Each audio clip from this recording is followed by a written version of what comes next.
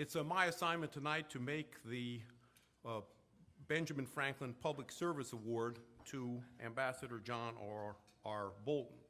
He is today currently a senior fellow at the American Enterprise Institute in Washington, and he is also of counsel to the Washington law firm of Kirkland & Ellis.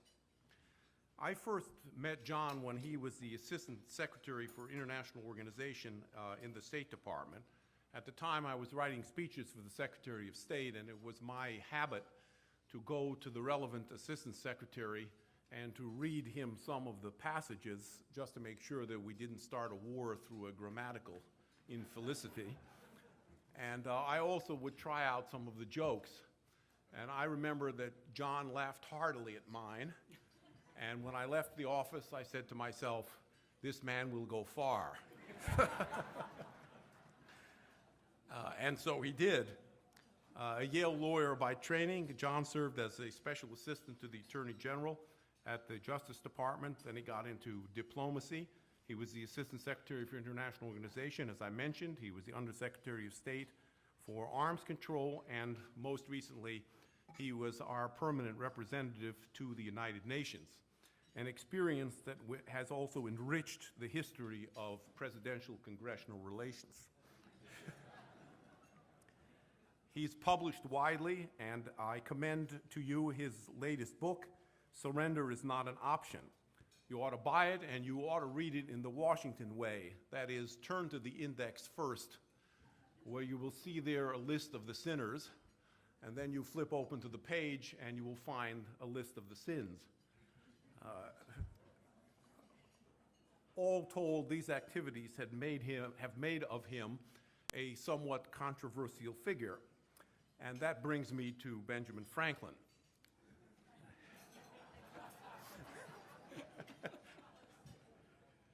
Franklin, too, was controversial, which meant that the Congress suspected him.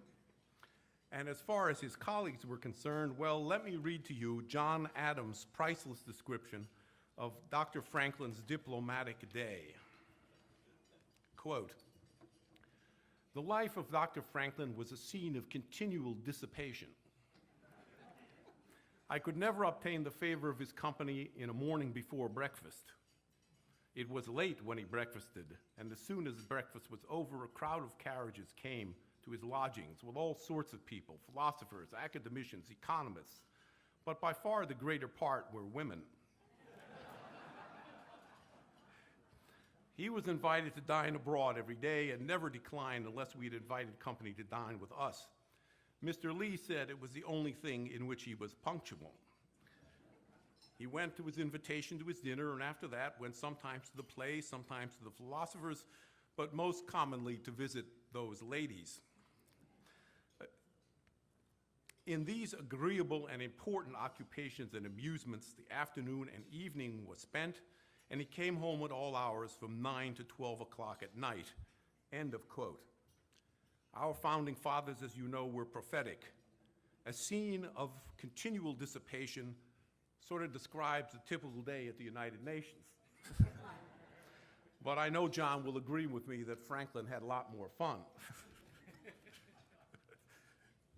In the end, of course, controversy matters less than achievement. And I just want to list three that substantiate Ambassador Bolton's public service in the national interest. First, he was instrumental in getting the United Nations to repeal the notorious Zionism is Racism resolution. Second,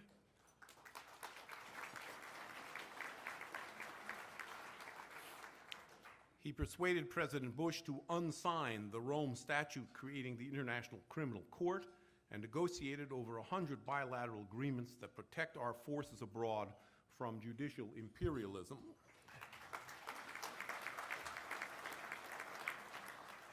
And third, he negotiated the Proliferation Security Initiative, perhaps our most effective tool in preventing the spread of weapons of mass destruction.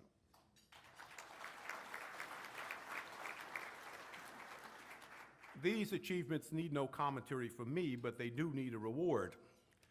Therefore, it is my pleasure to present Ambassador John R. Bolton the 4th Annual Benjamin Franklin Award for Public Service. It consists of the first French edition, printed in 1817, of Dr. Franklin's secret diplomatic correspondence. And yes, there is an index.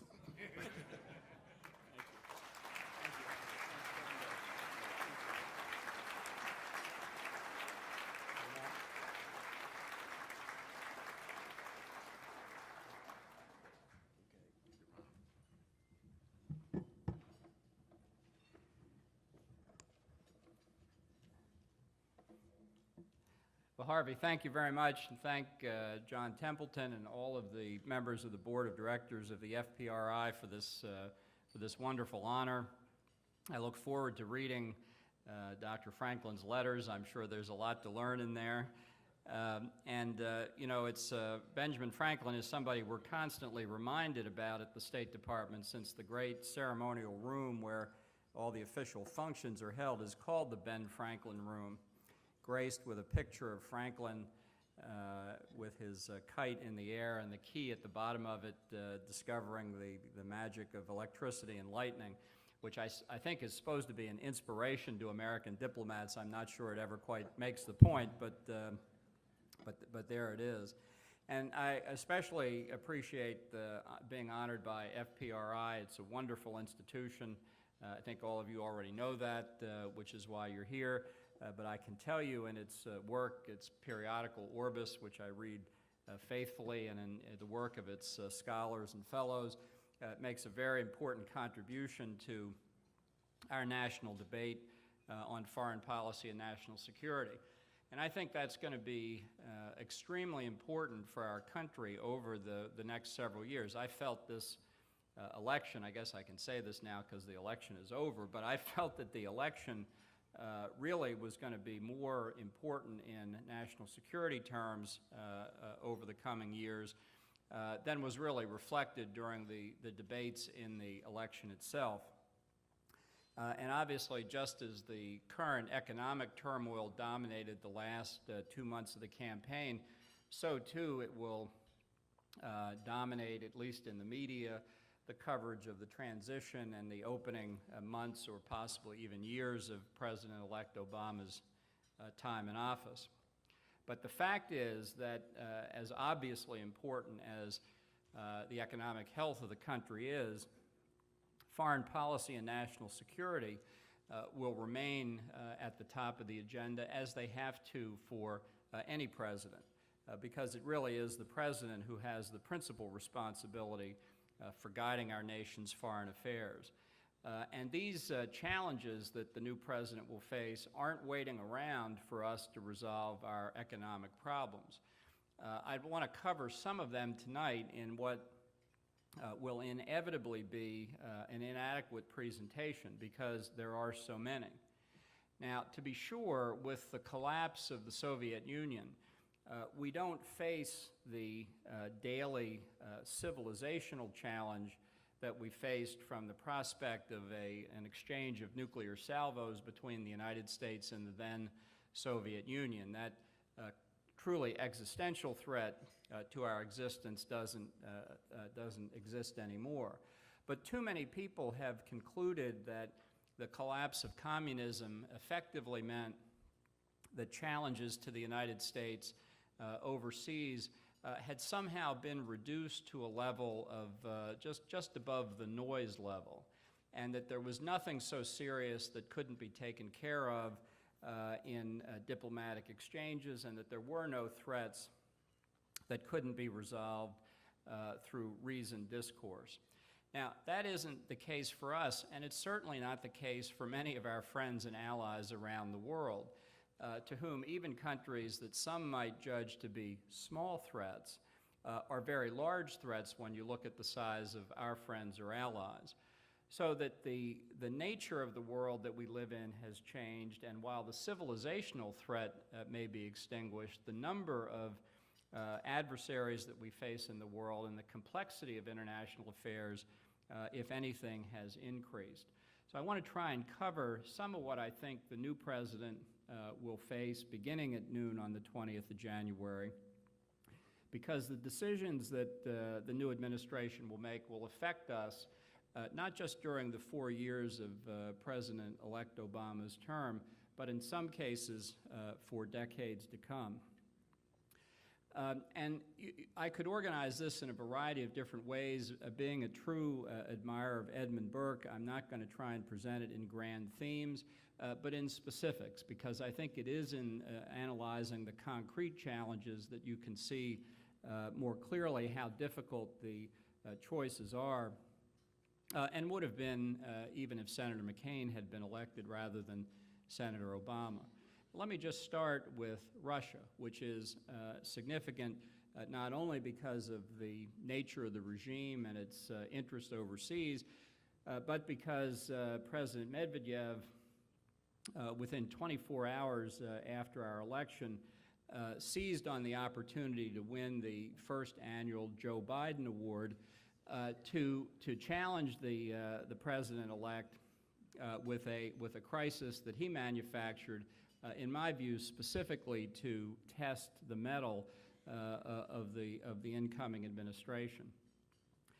And this is something that I think the Russians had thought about, and I think it's a part of a pattern of their behavior that we've seen over the past several years.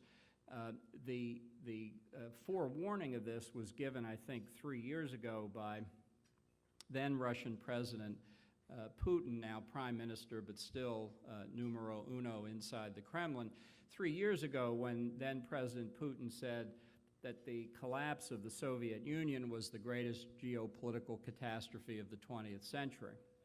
Now, I think most of us would probably think that the collapse of the Soviet Union was a pretty good way to end the 20th century. But that obviously is not the mood in the top leadership in Moscow. And I think we will look back on the events just of this past August when Russian forces invaded the tiny bordering country of Georgia as the first step in an effort by the Russian leadership to reverse that catastrophe, to, if not reestablish the territory of the former Soviet Union / Russian Empire, at least to make clear that Russia would have hegemony within the space of the former Soviet Union. The question of who provoked that particular military conflict is something I'm sure people will argue about for a long time. But just as who started which border skirmish in which obscure part of the world led to larger conflicts, just as those debates fade into history, the central fact that emerges from the Georgia crisis of this past August was that Russia was prepared with an obviously well-planned military operation, and if the provocation hadn't come from President Saakashvili on August the 6th or 7th, it would have come on September the 6th or 7th, or October the 6th or 7th, or whenever it turned out to be convenient for Russian forces to move into the country. I think this was a clear effort to send a signal to other parts of the former Soviet Union, and it also had an important geostrategic objective to demonstrate that Russia could seize the only oil and gas pipeline route out of the Caspian Sea region that didn't already run through Russia or Iran. I think in part Russia reacted because it saw weakness on NATO's part. In the spring of this year, President Bush had proposed putting both Georgia and Ukraine on the path to NATO membership through formal decision of NATO. Our European allies, led by Germany, rejected that, and I think that while they covered it over with words about ultimately bringing Ukraine and Georgia in, I think in Moscow they saw that decision as a real sign of weakness. And while I don't want to overstate the comparison, what drew my attention was the parallel between the famous speech that Dean Acheson once gave in 1950 describing the western defense perimeter of the United States that unfortunately left out South Korea, followed in June of 1950 by the North Korean invasion of South Korea. Now, we have very little time left in the Bush administration. I don't think that NATO decision will be corrected, but I think it's something the next administration is going to have to ask very clearly whether it wants a vacuum between the eastern border of the NATO alliance and the western border of Russia, because that vacuum gives rise to the potential for instability and gives rise for the possibility of further Russian adventurism. I think that has been corroborated in the days since the election, when we've seen President Medvedev, as I mentioned, create a challenge to the new administration by threatening to deploy Russian ballistic missiles in the Kaliningrad enclave, a little sliver of Russian territory bordering on Poland, targeted at the missile defense base that the Bush administration and the government of Poland had agreed to establish. I think this was a carefully chosen decision by the Russian government. I think they could see in Senator Obama's campaign position on missile defense what you could euphemistically call constructive ambiguity, what a less charitable interpretation would call weakness. And they want to challenge the new administration in a very direct way to see what the reaction was. In fact, yesterday, Russia made it even clearer by saying they didn't plan to negotiate with the Bush administration on missile defense anymore. They were going to wait for January the 20th. And today, as if we didn't get the point, President Medvedev said that he would be willing to consider undeploying the Russian missiles in the Kaliningrad if we would not deploy missile defenses into Poland. Now, if Senator Obama carries through on where I think his real instincts lie on missile defense, which is not to continue it, I think in Moscow they will read that as responding to the threat and indeed the intimidation reflected in Medvedev's speeches. I don't know what the new administration will do, but I know that in the conversation that they had between Senator Obama and Polish President Kaczynski, the two participants in that conversation emerged with very different impressions as to what was actually said. And so we've had the first public disagreement between the president-elect and the head of a NATO ally on this question of missile defense. Now, this is only one area where we and the Russians have difficulties. Georgia and Ukraine, indeed the whole question of the territory of the former Soviet Union is another. Russia's unhelpfulness in what we have loosely called the Middle East peace process for many years is another. Russia's cover for Iran's nuclear weapons program in the Security Council is yet another. Russia's weapons sales into difficult, contentious areas of the world is yet another. We have a lot of major issues to deal with the government in Moscow. We have some potential areas of cooperation as well, such as exchanging information on terrorism, where we have had good success with Russia. And we can certainly say that one of the many benefits of the collapse in global oil prices now below $60 a barrel is that it's put a major constraint on Russian efforts to modernize their conventional military forces and upgrade their strategic nuclear forces. But the way that the new administration handles Russia will have enormous impacts, not just on us, but on our friends in Europe, too, too many of whom think that with the end of the Cold War, they have passed beyond history and are no longer need be concerned with threats outside of their region. In fact, it's Europe that's actually more vulnerable now because of its dependence on Russian oil and natural gas, and it's that dependence that I think led to weakness in Germany and others when considering what to do with Georgia and the Ukraine. So this new administration is not going to have a lot of time to consider the question of Moscow's intentions and its capabilities, because they're already on the table right now. Second is the issue of China. Potentially over time, I think an even more difficult relationship for the United States. You know, I think there are many people here in this country, if I may say so, especially in the business community, who think that our relations with China over the next several decades are going to be peaceful, benign, largely based on economics. They look at China's very rapid economic growth over the past 20 years, and they extrapolate that out into the future as China's economy soon overtaking the United States, but basically China having what they themselves call a peaceful rise and playing a constructive role in international affairs. Now that is one possible scenario. It's a very desirable scenario, but it is not an inevitable scenario, and to think that it is, I think, is delusory. Let's take a somewhat longer time frame if we're going to extrapolate from past Chinese history. Instead of 20 years, let's take the past century. And it's been, as my colleague at AEI, Jim Lilly, our former ambassador to China, says, it's been a tough century for the Chinese.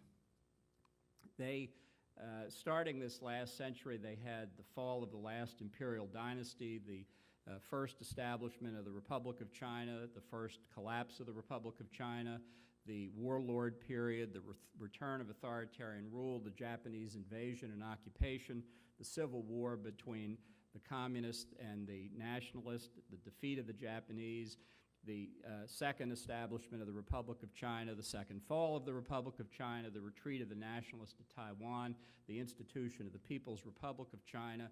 Then in the 1950s, the Great Leap Forward, the single worst economic decision in history, killing 30 million people, followed in the next decade by the Great Proletarian Cultural Revolution, during which more Chinese culture was destroyed in a single period of time than in all of Chinese history, then followed by Tiananmen Square, then followed by 20 years of economic growth.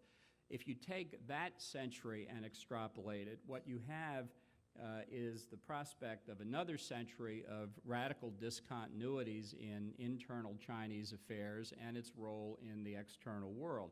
That is not a very comforting scenario, wildly different in its potential from the so-called peaceful rise.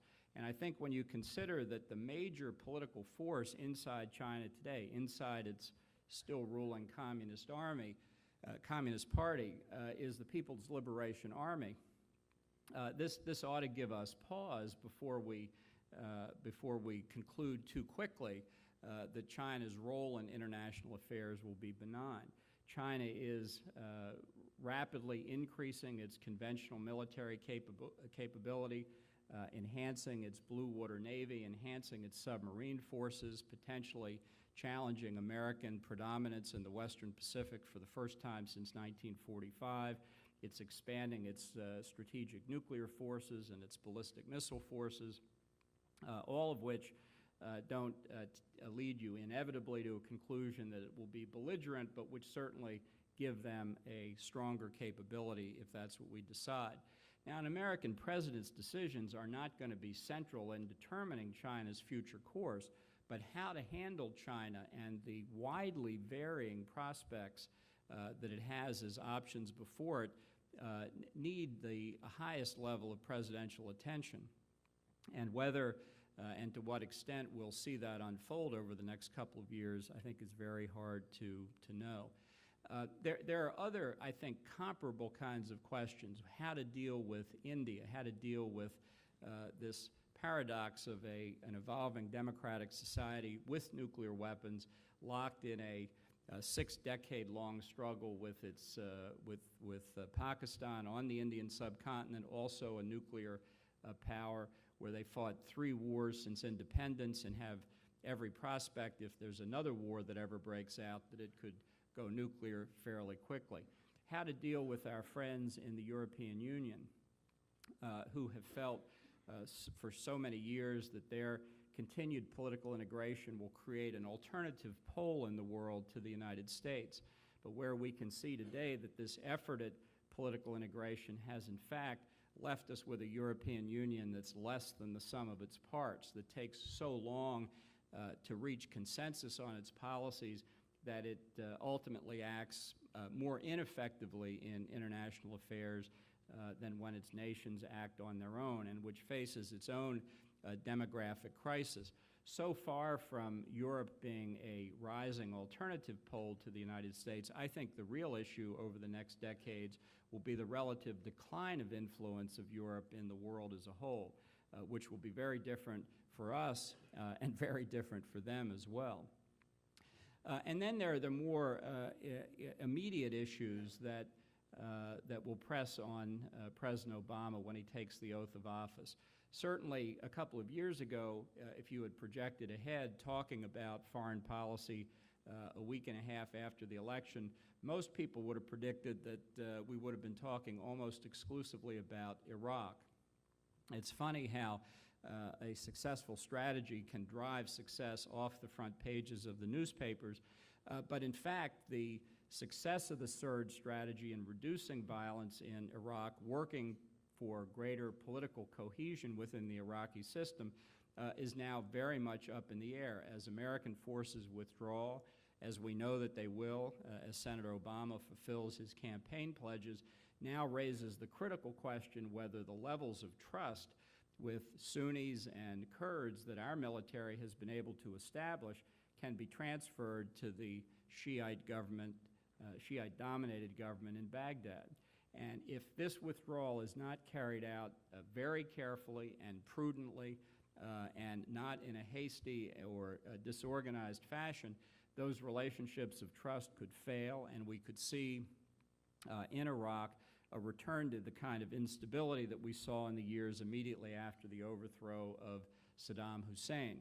Not only would that have extraordinarily negative consequences for the people of Iraq, but it would almost invariably mean a large increase in the influence of Iran, a large increase inside Iraq and in the region as a whole, so that the consequences of mistakes in Iraq now have the possibility of extending throughout the Middle East as a whole, with extraordinary consequences for our friends in the region.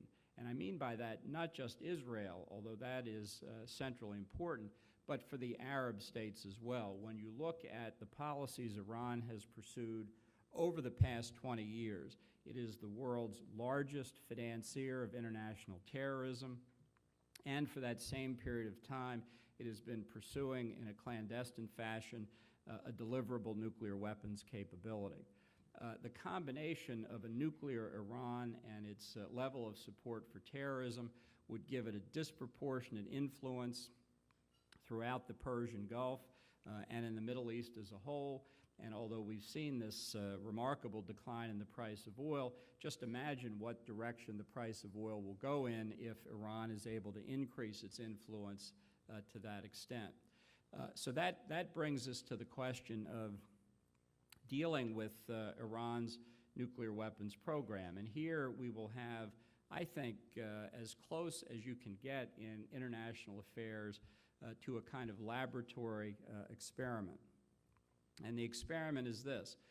Senator Obama said in the campaign that he would sit down with the leaders of Iran and other rogue states without preconditions to negotiate with them about their nuclear weapons programs. I believe that if he carries through on that, we will see in very graphic terms just what the consequences of real naivete in international affairs can be. And let me just take a second to explain this, because I think that this is going to be perhaps the central difference in the 4 years of the Obama presidency, the central difference between his approach and President Bush's. The fact is that negotiation with Iran is not a new idea. The Europeans, the British, the French, and the Germans, whom we've called the EU3, have been negotiating with Iran for 5.5 years. And everybody has known, and specifically the Iranian leadership has known, that the Europeans were negotiating as our surrogates. And that if the Iranians gave up their pursuit of nuclear weapons, they knew from the outset of these negotiations that they would have a different relationship, not just with the Europeans, but with the United States. 3 years ago, we made that even more explicit than before when we told the Iranians that if they complied with the same condition that the Europeans had asked for, that is to say that Iran would suspend its uranium enrichment program, that the U.S. would sit down at the table with Iran, even though they were still on our list of state sponsors of terrorism, and even though that would violate the general commitment we have not to negotiate with terrorists. So important did we think the nuclear question was that we would be prepared to do that. Now, for this entire 5.5-year period, Iran has consistently said, with a few blips, that it would not suspend its uranium enrichment, that they knew, because our European friends provided every incentive that they could think of, they knew what the options were and what they had to do to get into negotiations with the United States, and they declined to do so. And the reason for that is that negotiation, like every other human activity, has costs as well as benefits. If negotiations never had any costs, then the people who would say, well, why don't we sit down and talk to the Iranians? What have we got to lose? Would be right. The answer would be, you don't have anything to lose. But because negotiations do have benefits and costs, you have to look at both sides of the equation before you adopt a policy. And for the Iranians, what has happened over the course of more than 5 years of European negotiation efforts is that they gained an asset more precious than anything else they could have, something they couldn't have bought for love or money. They got time. For the would-be proliferator, time is the absolutely critical asset, time to overcome the complex scientific and technological difficulties that stand in the way of achieving the objective of a deliverable nuclear weapon. And during all these years of European negotiations, the Iranians solved the problem of uranium conversion from a solid to a gas. They solved the problem of uranium enrichment to get it up to reactor-grade levels. And by all that we can tell, they've come a long way to solving the problem of how to put a nuclear warhead on a ballistic missile to make it deliverable at long range. That's what negotiation has given to Iran. So will Iran welcome negotiations now from the United States? You bet. This is like catnip. It will give them as much time as they need to complete whatever they have to finish to get that deliverable nuclear weapons capability. Now, there's one wrinkle in this scenario, and that is that although I see no prospect of the Bush administration in its remaining months in office using military force against Iran's nuclear program, we are not the only actor. Twice before, the government of Israel has struck at nuclear programs in nearby states that they felt threatened their existence. First in 1981 by destroying the Osirak reactor outside of Baghdad, and second in September of last year by destroying, of all things, a North Korean reactor in Syria. Now, I've spent much of the last 8 years trying to convince people that North Korea is an important Middle Eastern power.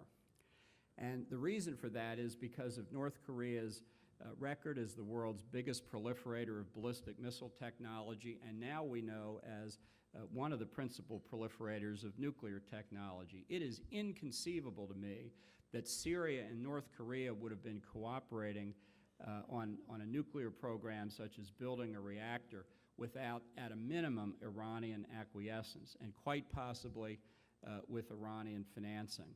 So the metaphor of an axis of evil is more than a metaphor. This pattern of cooperation between North Korea and Iran, North Korea and Syria, shows why the North Korean program is a threat not only in Northeast Asia, which it very much is, but in the Middle East as well. And of course, North Korea is another case where negotiation has actually been underway for nearly 6 years, and where the North Koreans have yet to show in a meaningful way any indication that they've made a strategic decision to give up their nuclear weapons program. So both the North Korean and Iranian programs will be on the table for President Obama when he takes office. And how he handles those issues will be critical not only for North Korea and Iran, but for many other states as well. This is what we mean by proliferation. Everybody is watching in East Asia and in the Middle East to see if we are able to stop Iran from getting a nuclear weapon or roll back the North Korean capability, which already exists. And if we fail, they will draw the appropriate conclusions, and the number of states seeking nuclear weapons will go up. In the Pacific, it may be that Japan would consider obtaining nuclear weapons, and in the Middle East, there's a long list of countries that would acquire weapons, nuclear weapons, if Iran did, possibly Egypt, possibly Saudi Arabia, possibly Turkey, and maybe others. So this issue that Senator Obama has addressed very directly in his campaign, and the way he has proposed to handle it, I think is going to be something that could well determine the future of American security and the security of our friends and allies in the affected regions for years to come. I'm not saying that it's impossible that negotiation could succeed here. After all, Libya gave up its nuclear weapons program entirely after the overthrow of Saddam Hussein, when Gaddafi incorrectly drew the conclusion that he might be next. And I think the way that we handled Libya demonstrates that if a country were really serious about giving up its nuclear weapons program, it could have a different relationship with the United States. So this, I think, will be a very important test for President-elect Obama. Right now, the Libyan nuclear weapons program sits in Oak Ridge, Tennessee, which is a very appropriate place for it. And there's a lot of room right next to it for the Iranian and North Korean nuclear weapons programs if they get serious about it as well. We'll have to see how the new president behaves. I think I've made it clear there's no lack of challenges for him and his new administration. I think this will be a time of great testing for the United States. It may not be a time where we want that testing. We may want to deal more with our own economic problems. We may want to look more inside ourselves. We may want to withdraw more from the world while we deal with these challenging domestic issues. But that option is just not open to us. And I think it will be very important to see whether the Obama administration realizes that or whether it takes a different view. And as to that, I'm afraid I have to conclude by saying only time will tell. Thank you very much.